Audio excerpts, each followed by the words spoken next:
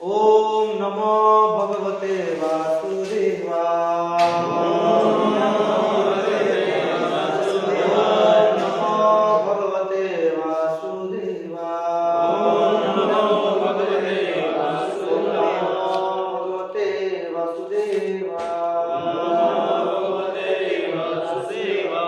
ज्ञानविरान्धस्य ज्ञानञ्जनशलाकया चक्षुरुन्मीलितं येन तस्मै श्रीगुरुवे नमः।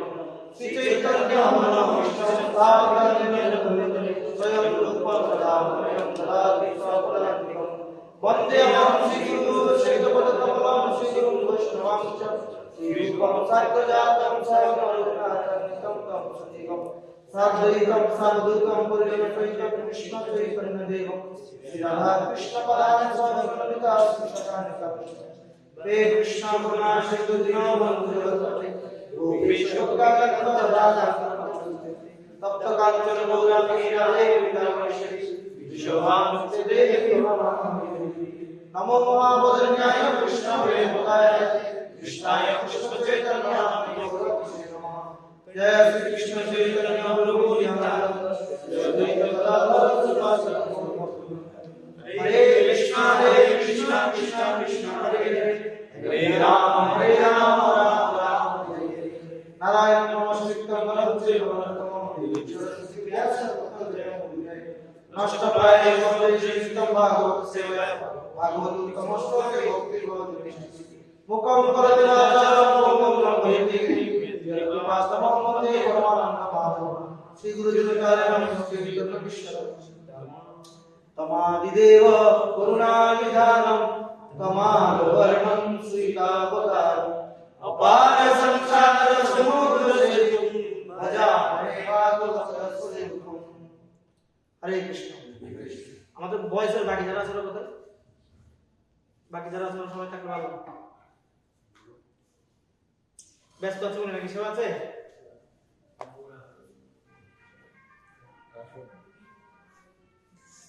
তারা ফ্রি বসে না থাকে কোন ইম্পর্টেন্স করে সবাই একসাথে পড়ি কেমন? সঙ্গম তেজের মিথুন ব্রতিনাম মোক্ষ সঙ্গম তেজের মিথুন ব্রতিনাম মোক্ষ সর্বাত্মনা বিসৃজেত বহিরিন্দ্রিয়াণি সর্বাত্মনা বিসৃজেত বহিরিন্দ্রিয়াণি একশ্বরং রসি চিত্তমনন্তৈষে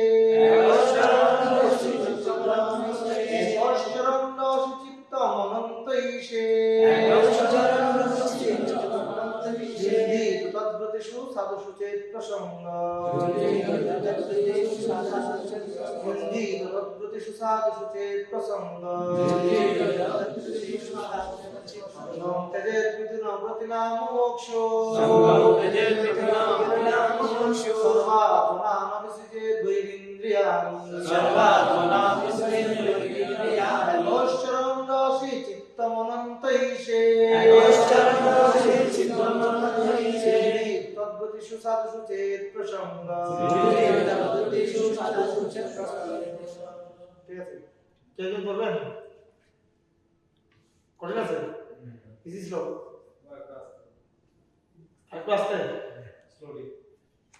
সঙ্গম তেজেত মিথুন ব্রতিনাম মোক্ষ সর্বাত্মনা বিসৃজেত বহিরিন্দ্রিয়াণি একশ্বরং রসি চিত্তম অনন্তৈষে তদ্ব্রতেষু সাধুষু চেৎ প্রসঙ্গ। তো কখনো যদি এরকম কঠিন শ্লোক হয় আপনারা অনুবাদটা করবেন। অনুবাদে ভেঙে ভেঙে আছে তখন আরো পড়তে ইজি হবে যদি প্রথম দিন পড়তে কঠিন হয়। এটা এখনই কর এখন জিরো করে দেওয়া হবে। অনুবাদ একদম জোরে বলুন তো।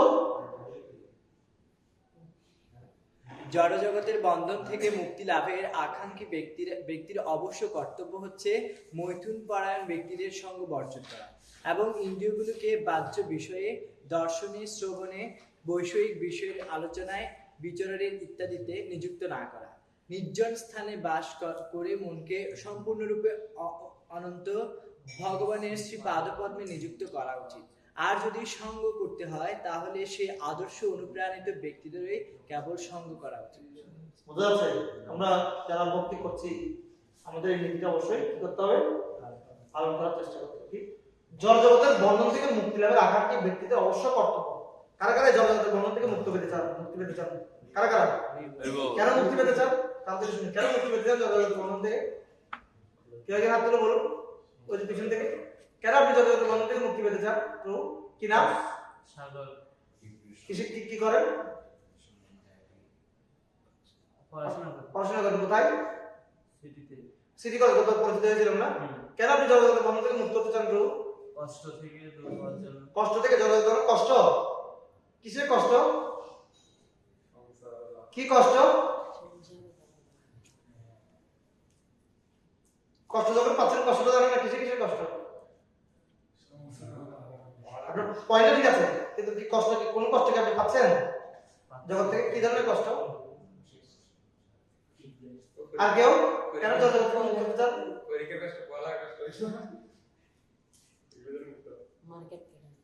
হ্যাঁ, কেন জগৎ থেকে মুক্ত হতে চান? মুক্তি লাভের আকাঙ্ক্ষী বয়সের বাকিরা কোথায় প্রভু?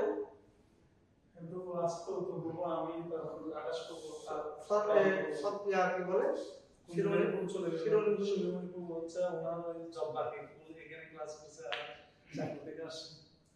ওকে। সো কেন জগৎ থেকে মুক্তি লাভের আকাঙ্ক্ষী আপনারা? এই জন্য মুক্তি পেতে চান। ভগবান সব বুঝে গেছেন। আচ্ছা, কিন্তু সেবা তো না করে দিয়ে আসবে। প্রভু যেটা বলেন, কারণ জগৎ ভগবান মামুপেত্য পুনর্জন্ম দুঃখালয়ম, এটা হলো দুঃখময়। এই জগতের প্রতিপদ বলে দুঃখ, কিন্তু দুঃখগুলো কি? ত্রিতাপ ক্লেশ। Yes, good point. এই জগতে কি আছে? প্রতিপদ বলে আমরা ত্রিতাপ ক্লেশ পাচ্ছি। আধ্যাত্মিক ক্লেশ একটা। কি ক্লেশ? কাকে বলে আধ্যাত্মিক ক্লেশ? আধ্যাত্মিক ক্লেশ কাকে বলে? দেহ এবং মন থেকে প্রাপ্ত দুঃখ। দেহ থেকে আমাদের অসুখ হয় না, জ্বর, মাথা ব্যথা, সর্দি, কাশি, এগুলো কি আধ্যাত্মিক ক্লেশ? তো দেহ থেকে প্রাপ্ত হয়েছে না, মন থেকে প্রাপ্ত দুঃখ। আজকে আমার মন ভালো নেই না, শুনেছেন না? ঘুম থেকে উঠে কি মনে হলো আজকে আমার মন হয় কি না? এরকম সমস্যা, মন খারাপ হয়ে যায় না অটোমেটিকলি? মন ভালো নেই কেন? মুড ভালো নেই। তারপর মানসিক চাপ ফিল করছি আমরা, আসলে টেনশন, ডিপ্রেশন হচ্ছে। কারা কারা ডিপ্রেশন হয়? কাছে কাছে এখানে হতাশ, ডিপ্রেশন হয়। হতাশা আসে না? আসতে পারে, মন যেহেতু আছে হতাশা আসতে পারে। আরেকটা কি? আদিভৌতিক ক্লেশ। কি ক্লেশ? আদিভৌতিক ক্লেশ। ভগবান সৃষ্ট অন্য জীবতে প্রাপ্ত কি কি এরকম দুঃখ আছে? ভগবান সৃষ্ট অন্য জীব থেকে প্রাপ্ত দুঃখ। হ্যাঁ, কুকুরে কামড় দিলে 19টা ইনজেকশন দিতে হবে, ঠিক না? সাপে কামড় দিলে মৃত্যু হতে পারে, ঠিক না? আর মোবাইলটা নিয়ে গেল। হ্যাঁ, চোরে মোবাইলটা নিয়ে চলে গেল। নিয়ে গেছে নাকি মোবাইল? তাহলে কি ভগবান সৃষ্ট অন্য জীব থেকে প্রাপ্ত দুঃখ। কাউকে টাকা দিলেন, ও বলছে তুই টাকা দিতে প্রমাণ কি? কষ্ট কিনা? কাউকে ভালোবাসলেন, টাকা দিয়ে দিলেন। এবং গৌরাঙ্গকেও বলে, গৌরাঙ্গ একটা বাসায় গেছে, বাসায় গিয়ে দেখছি গুরু পরম্পরার সামনে একটা মাতৃ ছবি। তো বলছি কিরে বাবা, এটা একটা আন্দোলন কেন? এটা মাতৃটা করতে গেছে, বলছে এটা আমার পথপ্রদর্শক গুরু। মানে যে মাতা যে আমাকে কষ্ট দিয়ে যেটা ভেঙে দিয়েছিল, এই জন্য ভাঙারে জন্য স্কুলে এসে বক্তব্য দিয়েছি। উনি বেদনা দিয়ে তো কখনো বক্তব্য করতে পারতাম না, এই জন্য প্রতিদিন পুষ্কর নিবেদন করি পথপ্রদর্শক হিসেবে। গরম বলছে মানে ঠিক আছে, পথপ্রদর্শক গুরু কিন্তু রেখে দেওয়া একটা ভালো, এটা আরেকটা প্রাইভেট জায়গায় রেখে পুষ্প দাও।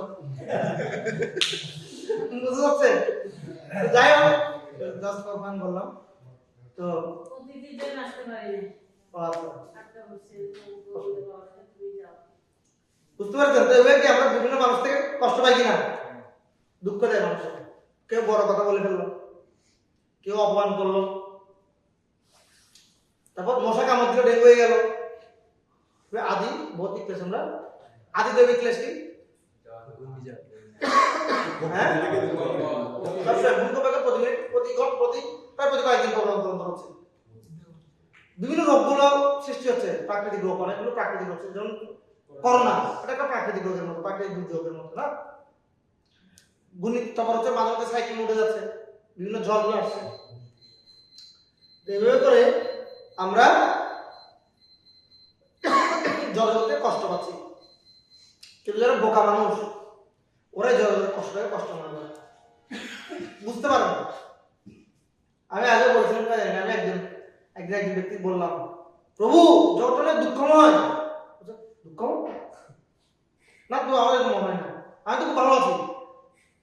আমি চিন্তা করলাম কি বলা যায় এখন, কিছুক্ষণ তো কারেন্টটা চলে গেল, কথা বলছিলাম, কারেন্ট গরম কাছিল, বেশি গরম প্রভাব পড়লো।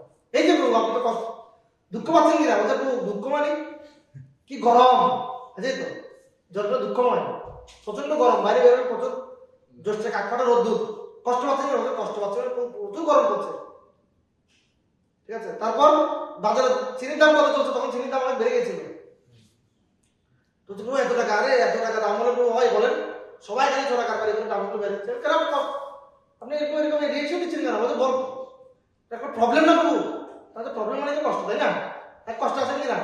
হ্যাঁ কষ্ট আছে, কিন্তু আসলে কখনো ভেবে দেখিনি, এগুলো থাকতে থাকতে অভ্যাস হয়ে গেছে প্রভু, থাকতে থাকতে যখন অভ্যাস হয়ে তখন আমরা কষ্ট টাকার কষ্ট মনে করি না। এখন আমার এক কলিগ আমাকে এসে বলছে এই প্রবলেম মানে ওর ফ্যামিলির এত কঠিন সিচুয়েশন, আমার মনটা খুব খারাপ হলো ওর প্রবলেম শুনে।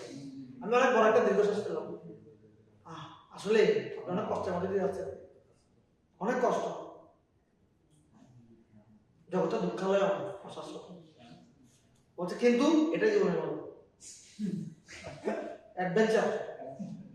তখন আমি হতাশ হয়ে গেলাম, উল্টা সে তারা তোমার গল্প শুনে মানে হতাশা, তার হতাশার কথা ছিল, আমি উল্টা হতাশায় বসে আছি, মানে জগৎ বুঝতে পারবো না, এটাই নাকি জগৎ জীবনের। এভাবে করে মানুষ জীবনের সবসময় দুঃখ অতিবাহিত করছে। তার উপর আছে 6টি দুঃখ, জন্ম মৃত্যু জরাব্যাধি দুঃখ দোষানো। প্রথমে ব্যাধি নিয়ে বলি, মৃত্যু দ্বারা পরের হিসাবে। ব্যাধি আরামের গেলে কষ্টের, আরামের গেলে কষ্টের, অনেক কষ্ট। যখন আমাদের ব্যাধি জ্বর হয় 1 সপ্তাহ 10 দিন আমরা ঘুমতে করতে পারি, অনেক কষ্ট হয় না? মাথা ব্যথা, অনেকের আছে মাইগ্রেনের সমস্যা, মাথা ব্যথা কিছু করো, কারণ এখানে মাইগ্রেনের প্রবলেম আছে, মাইগ্রেন কারণে মাইগ্রেনের প্রবলেম হলে ভয়াবহ প্রবলেম, যে কোনো মুহূর্তে মাথা ব্যথা হয়ে যায়, ওরা হঠাৎ করে আলো সহ্য করতে পারে না। তারপর হচ্ছে সূর্যের আলো, শব্দ শব্দ খুবই সেন্সিটিভ। আমি দেখেছি আমি যখন মুম্বাই ছিলাম, দিল্লিতে আমাদের একজন রুমমেট এরকম ছিল, তো কে জানি রাত্রে ক্ষুধা লেগেছে, এখন চিপস খাচ্ছে, ঠিক আছে, সকালবেলা মেসেজ দিয়েছে, প্রভু আপনার কাছে বিনম্র অনুরোধ, আপনার কি দয়া করে ঘুমাতে দেন, কালকে রাতে কে জানি চিপস খাচ্ছে, চিপসের আওয়াজ আমার ঘুম ভেঙে গেছে, আর ঘুমোচ্ছে না, ফাঁকা ধরে যখন কেউ চিপস খায় আওয়াজ হয় না, প্রচুর কথা আওয়াজ হয় না, এই ওইটা ঘুম ভেঙে গেছে, কত সেন্সিটিভ। তো পরেও আমাদের ক্লিয়ার করে দেখেন, আমার এটাকে মানে আপনাদের একটু বিরক্তিকর মনে হচ্ছে, স্বাভাবিক, ছোটখাটো বিষয় মানে সবসময় বুঝে করতে। বহু কালকে কে জানি রেকর্ড রুমে আসছেন, এই যে স্লিপিং ব্যাগের চেনটা খুলছে, আমার ঘুম ভেঙে গেছে, সলিউশন কি? বলছে আগে বিছানা করে যাবে, পরে অন্য কোনো কাজ থেকে সেটা, কিন্তু আমি কোনো আগে বিছানা করে ফেলতে হবে, আমরা খুব বিরক্ত হতাম। পরে আমি যখন মাইগ্রেন সম্বন্ধে জানলাম, তখন আমি বুঝতে পারলাম আসলে এটা এরকমই প্রবলেম না, মানে যখন মাথা ব্যথা উঠে ওরকম প্রচন্ড কষ্ট পায়, মনে হচ্ছে মাথা বাড়ি দিয়ে ভেঙে ফেলবে, কষ্ট পায়, মানে ইচ্ছা করে মাথাটা দেয়ালে বাড়ি দিয়ে ভেঙে ফেলবে। তোমার আলো সহ্য করতে পারে না, আওয়াজ সহ্য করতে পারে না, নয় সহ্য করতে পারে না, এরকম জগৎ মানুষ ব্যাধি, কত রকমের ব্যাধি আছে, কারো কারো কষ্ট কাটিয়ে প্রবলেম, হ্যাঁ পায়খানা গিয়ে কি টয়লেটে গিয়ে কি করতে হয়, সব ডাকতে হয়, যত ভগবান দেবদের কাছে ডাকতে হয়, ও মা ও বাবা, ঠিক না?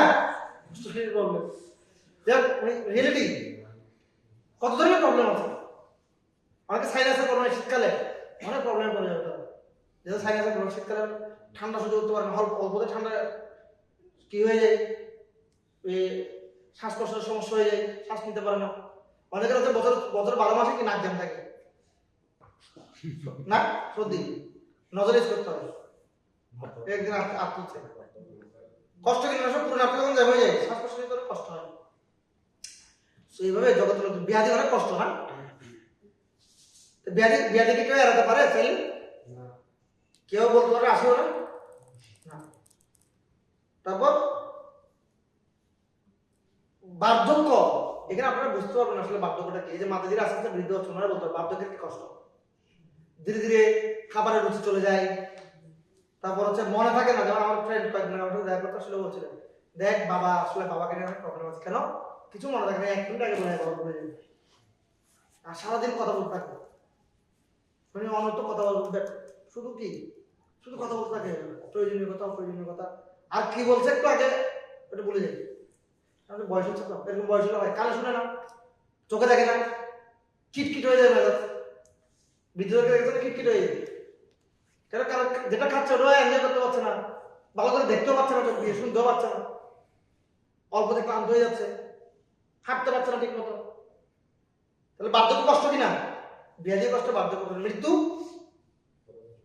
মৃত্যু অনেক কষ্ট।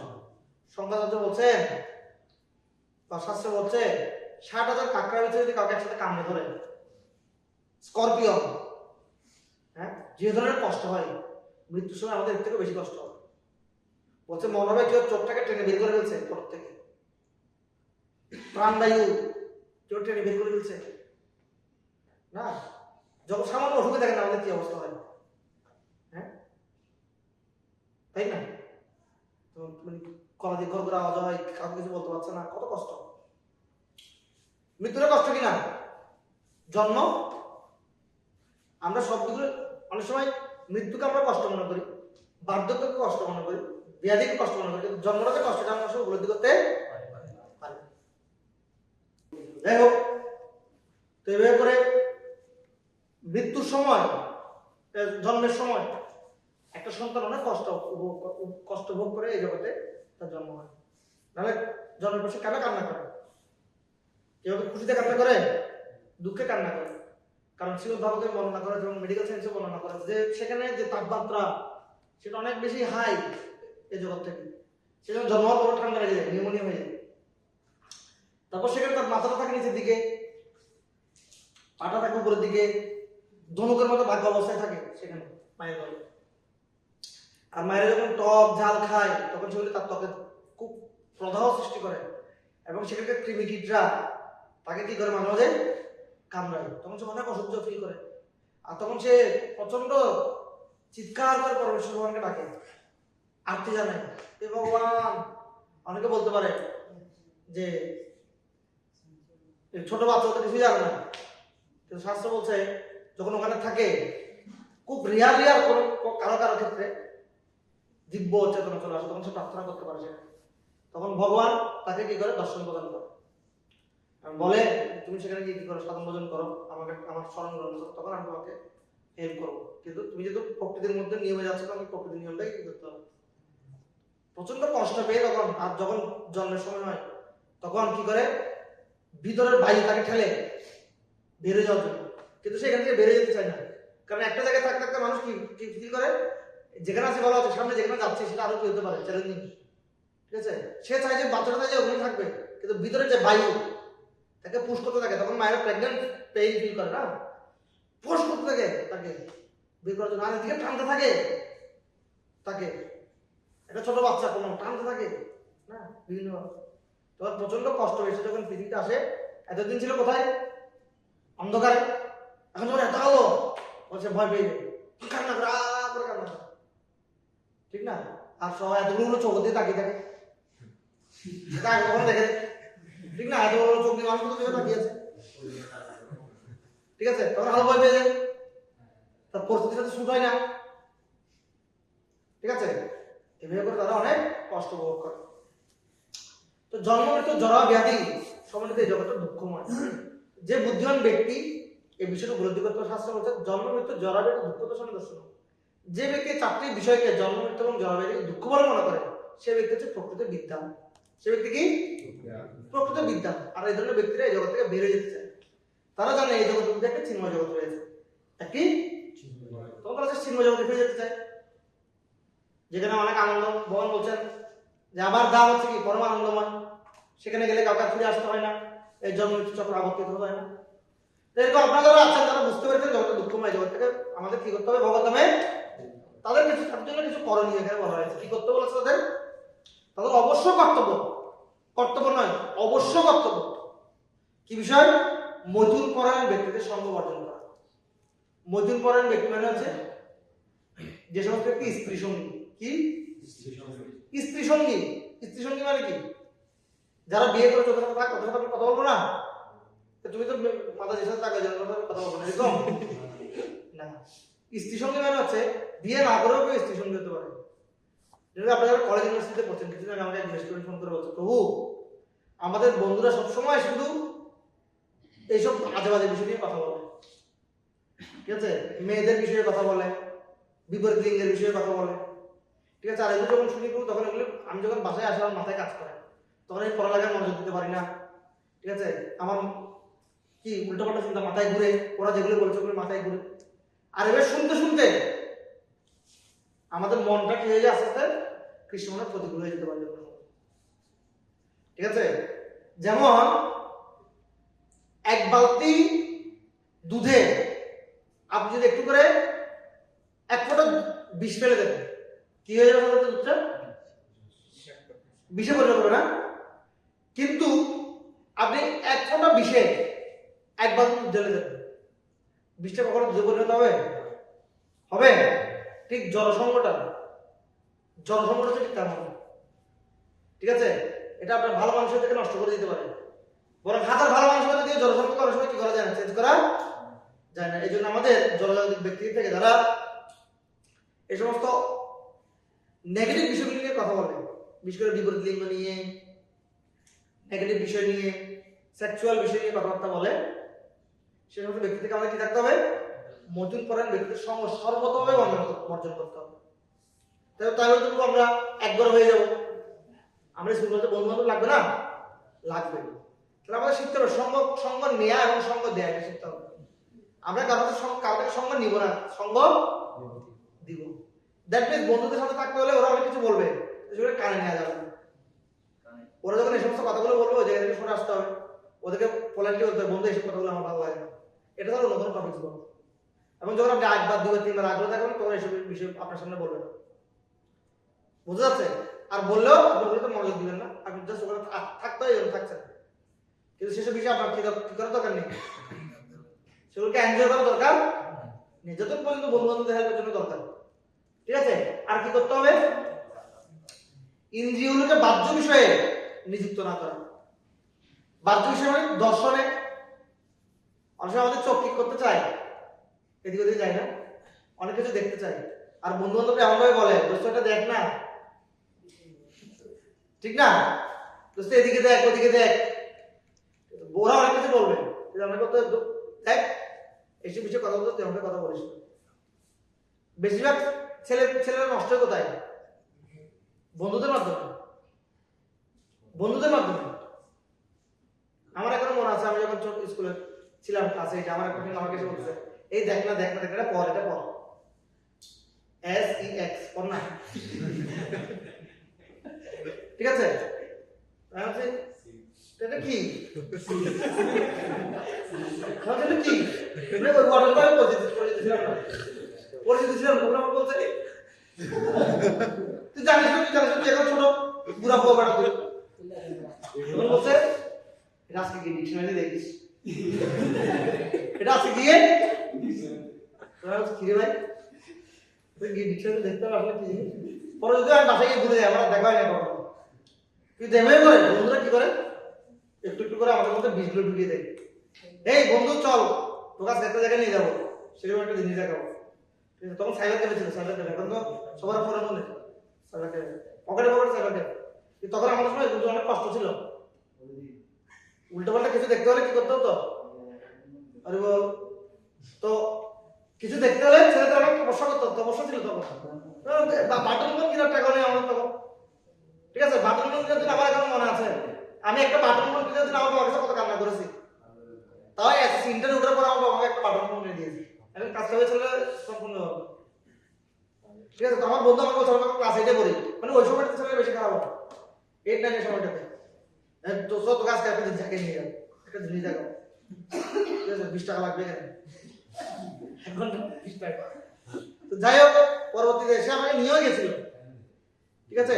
কিন্তু ভগবানের কি কৃপা, এখানে কাজ করছে না, এটা কম্পিউটার যেখানে কম্পিউটারে বসছে সেটা কাজ করছে না। ওরা আমার সাথে দুজন গেছিল, তো গিয়ে বেরিয়ে আমাকে একটু আটকে দিচ্ছে, দূর বেটা তুই এটা পুরো কুফা, তোর জন্য আজকে কম্পিউটার কাজ করছে না, কালকে ভিডিও চলছিল, আমরা দুজন এসে দেখছি। তো এরপর তোকে আমাকে নিয়ে যাবে না, তুই বেটা কুফা, তোকে নিয়ে যাবে না।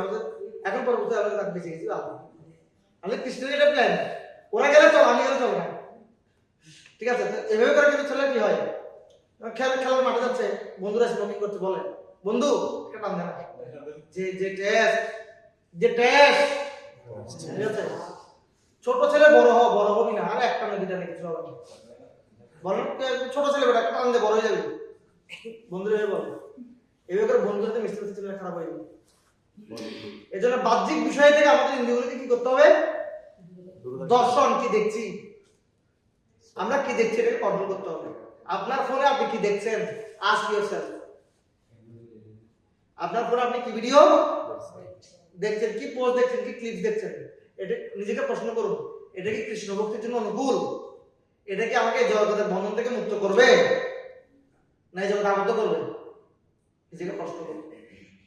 আর কি শ্রবণে, আমরা শ্রবণ করি না অনেক বিষয়ে প্রতি শ্রবণ করছি, শ্রবণের আমাদের কোনো কি নেই, শেষ নেই, কত বিষয় শ্রবণ করছি, এর বিষয়ে, ওর বিষয়ে, নায়কের বিষয়ে, নায়িকার বিষয়ে, সেলিব্রিটিদের বিষয়ে, রাজনৈতিক ব্যক্তিদের বিষয়ে, খারাপ খারাপ কথা প্রসঙ্গে যে বন্ধুরা বলছে শ্রবণ করছি, ওরা দর্শন করতে বলছে আমরা দর্শন করছি, ওরা বিভিন্ন ক্লিপ পাঠাচ্ছে, ভিডিও পাঠাচ্ছে, তাই না? এবং বৈষয়িক বিষয়ের আলোচনা করছি, রসি, হ্যাঁ, এবং বিচরণে মিন্স বিভিন্ন জায়গায় ঘুরতে যাওয়া, চল আজকে দিকে যাই, কালকে দিকে যাই, কিন্তু এটা থেকে এখানে বিচরণ বলতে কোনটা বুঝতে জানেন? ফেসবুকে কিন্তু আমরা প্রচুর করতে পারি, একদম এই বিচরণ কি বিচরণ, ফেসবুকের বিচরণ এখান থেকে এখানে, এখান থেকে এখানে, এখান থেকে এখানে, এই আইডি থেকে ওই আইডি, হ্যাঁ, এই পেজ থেকে ওই পেজ, এই দেশ থেকে ওই দেশ, হ্যাঁ কি না? ইউটিউবে, হ্যাঁ, এবার সারাদিন আমরা বিচরণ করছি, মনটাকে কোথায় বিচরণ করছি, চিন্তা করে দেখুন যে আমি যেসব জায়গায় বিচরণ করছি এসব জায়গায় কৃষ্ণমূর্তির অনুকূল না প্রতিকূল, প্রশ্ন করুন। যদি প্রতিকূল হয় বেরিয়ে আসতে হবে, নাহলে জগতের বন্ধন থেকে মুক্ত হওয়ার আমাদেরকে বারবার দুঃখময় শিকলে পরে থাকতে হবে।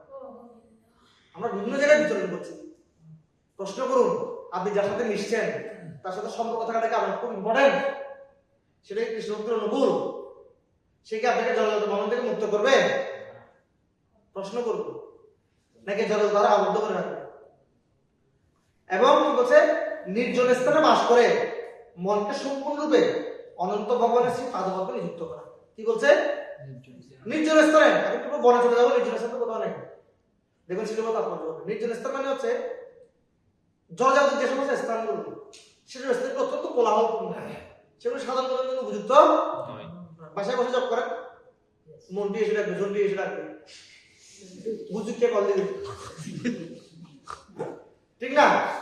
মন্দিরে আপনি জব করলে আপনাকে কেউ ডিস্টার্ব করবে? মন্দিরে তো সাধারণত কি আমরা যখন সকালবেলা ব্রাহ্মণ জব করি, কুল প্লেস, এটা হচ্ছে নির্জন স্থান, মানে যেখানে জলজাগতিক জনরা থাকবে, এটা হচ্ছে নির্জন স্থান।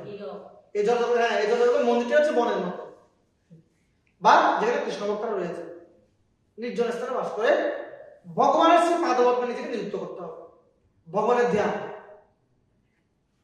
দেখেন শুয়োপোকা আছে না, শুয়োপোকা, রেশম পোকা দেখেছেন না? আমি আগেও বলছিলাম, এই রেশম পোকা সারাদিন কি করে?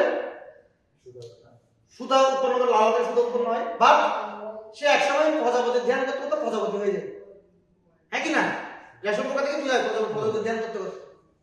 ঠিক একইভাবে আপনি কি ধ্যান করছেন, এটা উপর নির্ভর করবে আগামী জন্মটা কেমন হবে।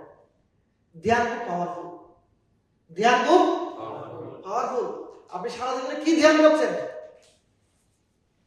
শাস্ত্রে বলছে কেউ যদি সারাদিন নারীদের চিন্তা করে পরের বছর নারী দেওয়া পাবে।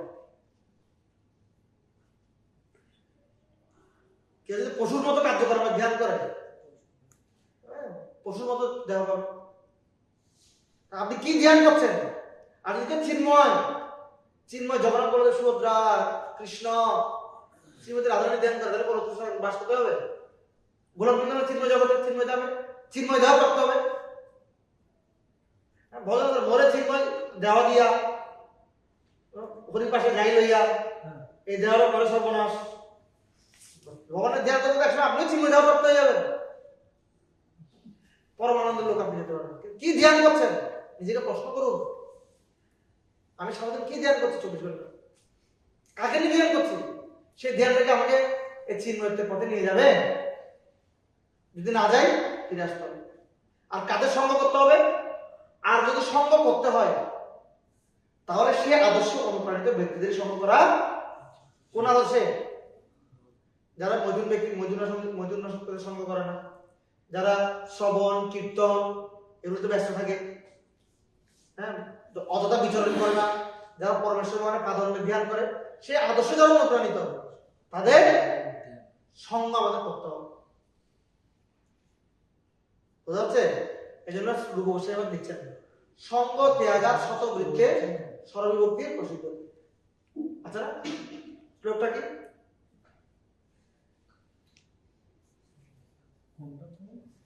সঙ্গ ত্যাগার শতবৃক্ষে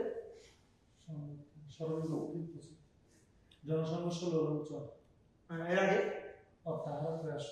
এটা কি? অত্যাহার প্রয়াস হচ্ছে প্রজল্প নিয়মাগ্রহ না, সঙ্গ ত্যাগ উৎসাহ নিশ্চয় ধৈর্য, উৎসাহ নিশ্চয় ধৈর্য তত্ত্বকর্ম প্রবর্তন। সঙ্গ ত্যাগ শতবৃত্তে সর্বভক্তি লাস্টে হচ্ছে সঙ্গ ত্যাগ শতবৃত্তে। সঙ্গ ত্যাগ করতে হবে। কোন ধরনের সঙ্গ?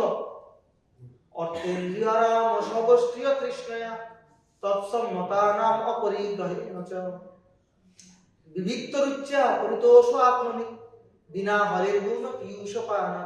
অর্থেন্দ্রিয় আরাম সমষ্টিয় তৃষ্ণয়া, যারা অর্থলোক জগজাগতিক বিষয়গুলিকে পাওয়ার জন্য অনেক বেশি লালসাময়, ইন্দ্রিয় তৃপ্তি পরায়ণ। সমষ্টি মানে হচ্ছে স্ত্রী সঙ্গী, হ্যাঁ, তৎসম্মতানাম অপরিগ্রহেণ চ, তাদের সঙ্গ করা উচিত।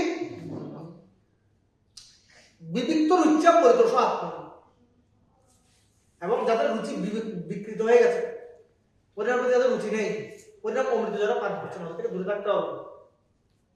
এবং বিনা হরের গুণ পীয়ূষ পানা, বলছে আমাদের দিন এমন ভাবে কখনো শুরু করা উচিত নয় পরিণাম অমৃত পান করা ছাড়া আমাদের দিন শুরু করা উচিত। এমন কোন দিন যেন আমাদের জীবনে না আসে যে দিনটা আমরা হরিনাম অমৃত পান করা ছাড়া কি করে দিয়েছি, হরিনাম অমৃত পান না করে কাটিয়ে দিচ্ছে। এরকম কোনো দিন আমাদের জীবনে আসা উচিত।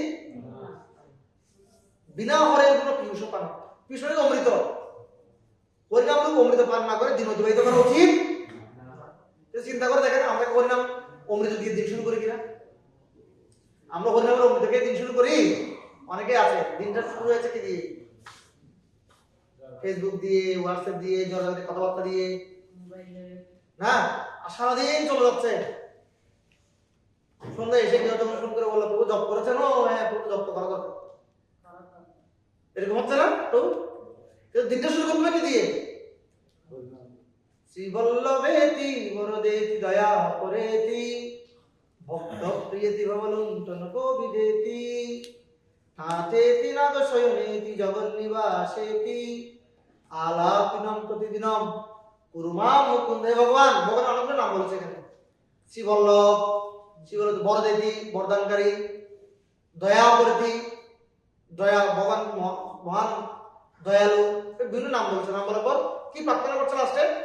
আলাপ বিনম প্রতিদিনম কুরমা মুকুন্দ। হে ভগবান, আমার প্রত্যেকটা দিন যেন আপনার আলাপ করতে করতে, আলাপ মানে কি আলোচনা, আপনার নামের আলোচনা করতে করতে যেন আমার প্রত্যেকটা দিন কাটে। এবার যখন হরি কথায় আমরা আলোচনা করব, মজ্জিত্তা মদ্গত প্রাণ বোধয়ন্ত পরস্পর কথয়ন্তস্য নামৃত্য তুষ্যন্তি চ রমন্তি চ।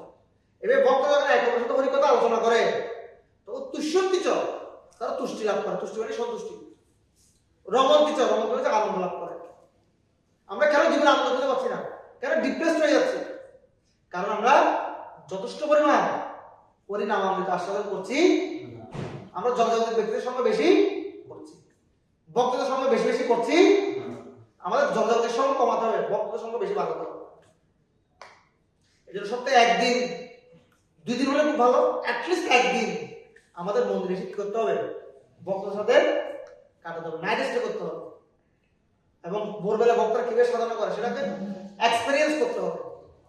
আমি যখন আপনাদের মধ্যে ইয়ে ছিলাম, আমি মন্দিরে গিয়ে নাইট স্টে করতাম। আমি তো একদিন এখানে চলে আসি, ঠিক আছে? প্রত্যেকের একটা প্রসেস আছে। আমি ভক্তের সাথে জব করতাম, জব করতে ভালো লাগতো। সকালবেলা কত স্নিগ্ধ, সকালবেলা যখন আমার সকালবেলা স্নান করাটা খুব ফেভারিট। ভোরবেলা স্নান করতে আমার খুব ভালো লাগে, তাও ঠান্ডা জলে, ঠিক আছে? গতদিন আমাকে একটু প্রবলেম দিয়ে আমি পরে ছেড়ে দিয়ে আবার ঠান্ডা জলে স্নান করলাম, খুব দারুণ, ঠিক আছে? এবং ভক্তরা কি হরিনাম জপ করছে, কি ভগবানের আরাধনা করছে, এগুলো আমাদের এক্সপেরিয়েন্স করা উচিত অন্তত সপ্তাহে একদিন। তাহলে ভক্তি প্রতি আমাদের আস্তে আগ্রহ বাড়বে। বুঝতে পারছেন? যেদিকে সময় দিবেন সেদিকে সেরকম নষ্ট হবে। যারা ভালো ক্রিকেটার হতে চায়, তাহলে কার সাথে মিশতে হবে? দেখুন ওদের সঙ্গটা কাদের সাথে? অন্যান্য ক্রিকেটারদের সাথে। ওরা দেখবেন খুঁজে খুঁজে যারা ক্রিকেটার হতে মিশে। যারা গায়ক দেখবেন ওদের ভালো বন্ধু হচ্ছে যারা অন্য গায়করা যারা আছে ওদের সাথে ভালো বন্ধুত্ব। গায়করা কোনো নায়কের সাথে গিয়ে নাচানাচি করে না, করে? নায়করা নায়কের সাথে থাকে সবসময়, গায়করা গায়কের সাথে থাকে, ঠিক না? চোররা সবসময় চোরদের সাথে থাকে। চোরদের একটা সময় দিয়ে আছে নাকি না? হ্যাঁ, যে 7 জন কুমিরের নিয়ম করে 4 সমিতি হতে পারে, হতে পারে। ছোট কুমিরে যারা চোররা আছে আমরা সম্ভবত অমুক ভাইয়ের আমরা তাও আমরা ওখানে আনন্দ আছে না, ঠিক আছে? কিভাবে আপনি ভালো ভক্ত হতে চাইলে কাছে মিশতে হবে। ইউঞ্জিত তদ্ব্রতিষু সাধুষু থেত প্রসন্ন। ইউঞ্জিত তদ্ব্রতিষু সাধুষু থেত প্রসন্ন এখানে বলা আছে। যদি মিশতে হয় তাহলে সেই আদর্শ অনুপ্রাণিত ভক্তদের সাথে কি করতে হবে? মিশতে হবে। একটু তাৎপর্যটাকে জোরে পড়বে। শেষ 5-10 মিনিট লাগবে, পড়ুন জোরে পড়ুন। সৌভরি মুনি তার নিজের অভিজ্ঞতা থেকে যে সিদ্ধান্ত উপনীত হয়েছিলেন তা থেকে আমরা এই শিক্ষা লাভ করি যে ভবসাগর উত্তীর্ণ হওয়ার অভিলাষী ব্যক্তির কামিনী কাঞ্চনের প্রতি আসক্ত মানুষদের সঙ্গ ত্যাগ করা অবশ্য কর্তব্য। শ্রী চৈতন্য মহাপ্রভু সেই উপদেশ দিয়েছেন। খুব ইম্পর্টেন্ট শ্লোক, একসাথে বলি। নিষ্কিঞ্চনস্য ভগবৎ জনোন্মুখস্য পরম দিগমেশ ভবসাগরস্য দর্শনম বিষয়িনাম অতয়োষিতম চ হন্ত হন্ত বিষবক্ষণ অতপি অসাধু। কি অর্থ করুন? হাই, যে ব্যক্তি ভবসাগর উত্তীর্ণ হতে চান এবং জড় বাসনা থেকে মুক্ত হয়ে ভগবানের প্রেমময়ী সেবায় যুক্ত হতে চান, তার পক্ষে ইন্দ্রিয় তর্পণ পরায়ণ বিষয়ের দর্শন এবং শ্রী দর্শন জেনে শুনে বিষপান করার থেকেও ঘৃণ্য। বিষপান করার মতো, ঠিক আছে? নারীদের সাথে সম্পর্ক রাখা কিসের মতো? বিষপান করার মতো। এরপর যে ব্যক্তি বিয়ে করবো না, বিয়ে করার জন্য আগে থেকে সিলেক্ট করে রাখতে হবে। তো সময় আসলে আপনার মা বাবা আপনাকে সিলেক্ট করবে, আপনার নিজের মা বাবা হয়ে যাওয়ার দরকার, ঠিক আছে? সময় আসলে আপনার মা বাবা আপনাকে ঠেলবে কিনা? বিয়ে কর বাবা, বিয়ে কর, আমরা মেয়ে দেখি তাদের মা বাবা হয়ে যাওয়ার দরকার নেই। সময় আসলে মা বাবাই সময়ের আগে কি হয়ে যাওয়ার দরকার নেই, বাতি হয়ে যাওয়ার দরকার নেই, ঠিক আছে? হ্যাঁ, তারপর যে ব্যক্তি জড়বন্ধন থেকে সম্পূর্ণরূপে মুক্ত হওয়ার অভিলাষী, তিনি কেবল ভগবানের প্রেমময় সেবায় যুক্ত হতে পারেন। তার পক্ষে মৈথুনাসক্ত বিষয়ের সঙ্গ করা একেবারেই উচিত নয়। প্রত্যেক জড়বাদী ব্যক্তি মৈথুনে আসক্ত, অর্থাৎ উন্নত স্তরের মহাত্মাকে বিষয়াসক্ত ব্যক্তিদের সঙ্গ বর্জন করার উপদেশ দেওয়া হয়েছে। শ্রীল নরোত্তম দাস ঠাকুরও নির্দেশ দিয়েছেন আচার্যের সেবায় যুক্ত হতে, এবং আদৌ যদি সঙ্গ করতে হয় তাহলে কেবল ভগবত ভক্তের সঙ্গ করা কর্তব্য। তাদেরও চরণ সেবী ভক্ত সনে বাস। ভগবত ভক্ত তৈরি করার জন্য কৃষ্ণ ভবনামৃত আন্দোলন বহু কেন্দ্র প্রতিষ্ঠা করেছে। সেন্টার মানে কি? গিরি গোবর্ধন প্রচার প্রবাদ, এটা প্রতিষ্ঠা করেছেন আমাদের জন্য, যাতে এই সংস্থার সদস্যদের সান্নিধ্য লাভ করে মানুষ আপনার থেকে জড়জাগতিক বিষয়ের প্রতি অনাসক্ত হবে। এই সংস্থার সদস্য, ঠিক আছে? তারপর যদিও এই আদর্শটি অত্যন্ত উচ্চ, কিন্তু শ্রী চৈতন্য মহাপ্রভুর কৃপায় এই সঙ্গ কার্যকরী বলে প্রতিপন্ন হচ্ছে। কৃষ্ণ ভাবনামৃত আন্দোলনের ভক্তদের সঙ্গ করে, প্রসাদ গ্রহণ করে এবং হরে কৃষ্ণ মহামন্ত্র কীর্তনে অংশগ্রহণ করে সাধারণ মানুষেরাও পারমার্থিক উন্নতি সাধন করছেন। শবরী মুনি অনুতাপ করছেন যে গভীর জলের নিচে তপস্যারত থাকা সত্ত্বেও তিনি অসৎ সঙ্গের দ্বারা প্রভাবিত হয়েছিলেন। মৈথুনরত মৎস্যের অসৎ সঙ্গের ফলে তার অধঃপতন হয়েছিল। সাধু সঙ্গ ব্যতীত নির্জন স্থানও নিরাপদ নয়। শবরী মুনি তিনি বলছেন জগৎ সবদিকে মায়া, ঠিক আছে? বনেও মায়া, একটা পানির নিচে চলে গেছে, পানির নিচে গিয়ে তপস্যা করেছে, আর সেখানে গিয়ে দুইটা মাছের মধ্যে কি দেখে, ঠিক আছে, দুইটা মাছের মধ্যে সঙ্গ দেখে তিনি রাজাকে গিয়ে বলতেছে আমি আপনার মেয়েকে বিয়ে করবো, ঠিক আছে? এভাবে করে কি হয়ে গেছে, পতিত হয়েছে। ভক্ত সঙ্গ ছাড়া আমরা খুব অনিরাপদ, আমাদের কি থাকতে হবে? এবং অজামেল ব্রাহ্মণ পুত্র ছিল, অজামেল। শাস্ত্রে বলা হচ্ছে স্তম আত্মানম আত্মানম ইয়াবৎ সত্যম যথা সুতম ন শশাকো সমাধাতুম মনোবদন বেপিতম। বলছে সে যখন বাগান বন দিয়ে হেঁটে যাচ্ছে, জঙ্গল দিয়ে, ভগবানের জন্য দেখেন ইন্টেনশন কত পিওর। বাবা সবসময় পূজা করতো, পূজা করার জন্য পুষ্প আনতে গেছে ভগবানের জন্য। সেখানে একটা যুবক আর একটা যুবতীর আলিঙ্গন, একটা যুবক একটা যুবতীকে আলিঙ্গন করছে। সে আলিঙ্গন থেকে সে কি হয়ে গেছে, সে বলছে আমার এরকম আলিঙ্গন করতে হবে, বুঝতে পারছে? তখন সে হয় তাহলে ডেন্টার করতো, তার কি হয়ে গেল, মস্তিষ্ক বিকৃত হয়ে গেল।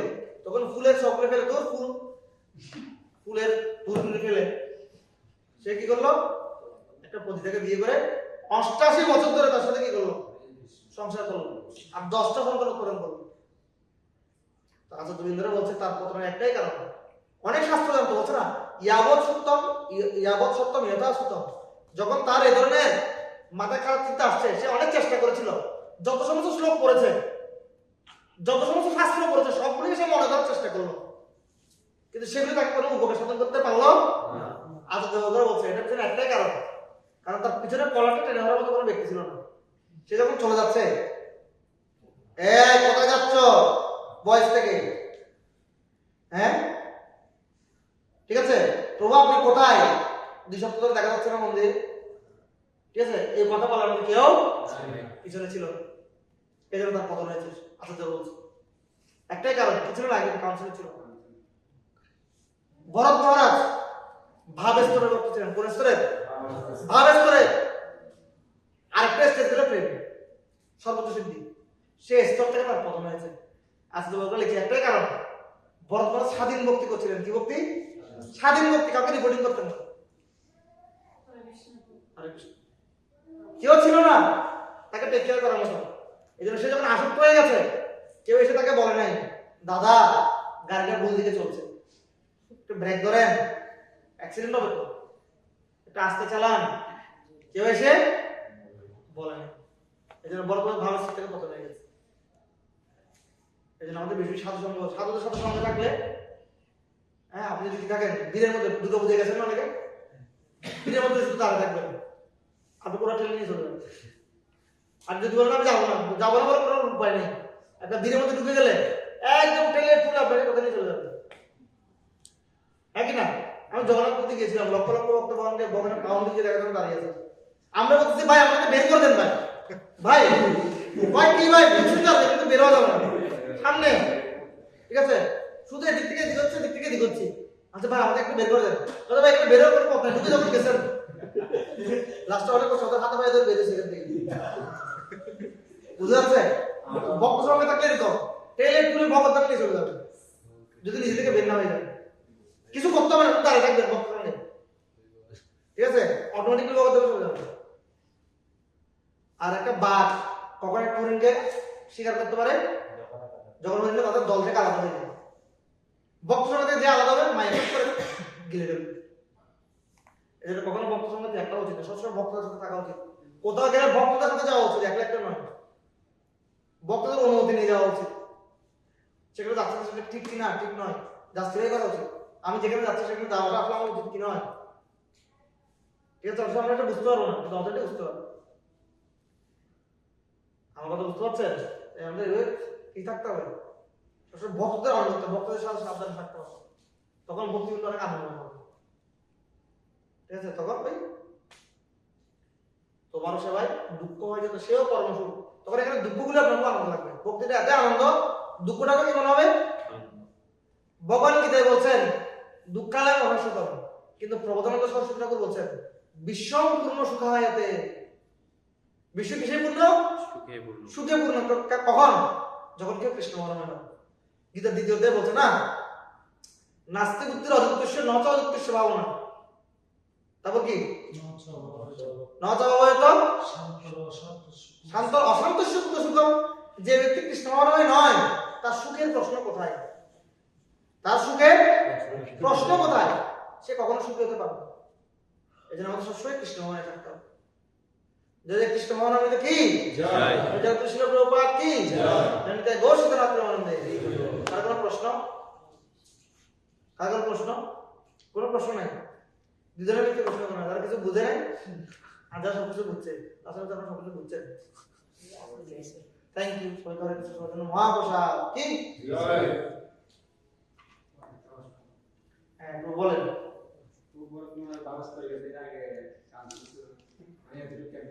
ইয়েস, কাউন্সিলর ছিল, কিন্তু যখন ভাবে স্তরে চলে গেছে তখন মনে করছে আমার কাগজ দরকার নেই,